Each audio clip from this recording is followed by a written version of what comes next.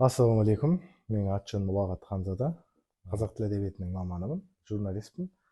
Қосымша бала күнімізден таз ұстаймыз, әкелерімізден көрген дүниемізді қалыптастыруға, соны жалғастыруға атсалысып жүрген саятшылардың бірімін.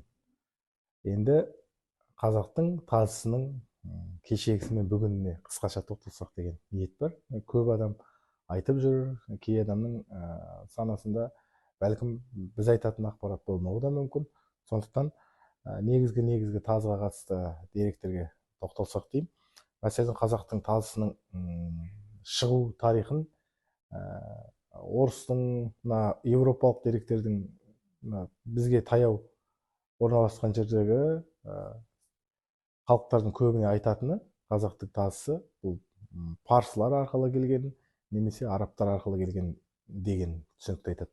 Бірақ біздің қазақтың жыр дастандарын, хикаялық ертегілерін, эпостық жырларын оқып отырған кезде біз мынадай қызық жағдайға тап болдық. Өзі бабалар сөзі дейтін 100 томдық еңбек бар. Сол 100 томдық еңбектің ішінде ұмытпасам 17-ші томнан 27-ші томға дейін діни дастандар дейтін дастандар дерегі бар. Бірақ ол дастандардың ішінде ешқайсысында қазақтың тазысы туралы, не болмаса мына қазақтың батырлары секілді шаршаған кезде, шалдыққан кезде, болмаса елін сағынған сәттерде ит жүгіртіп, құс салып, саят құрып, сыйлы серуен құратын ондай дәстүр жоқ екенін байқадым. Екінші мәселе, мынау дін алғаш ислам діні қазақ даласына, түркі әлеміне тарала бастаған тұста Харун Рашид дейтін арабтың халифасы, яғни сол елдің патшасы, сол дін таратуға дүниедегі мынау пұтқа табынатын барлығын жойып болдық. Енді біздің сол пұтқа табынатындардан жоймаған кіміміз қалды деген сұрақ қойған кезде уәзірлеріне.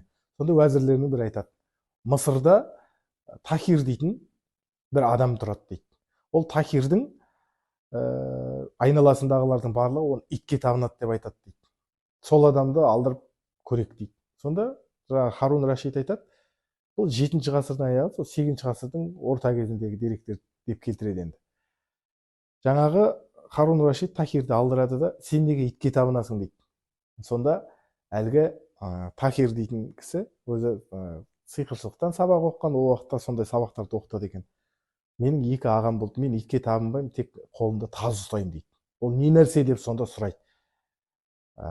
Яғни бұл тазы дегеннің сол кезде Харун Рашид білмейді дегенге келтіріп тұр.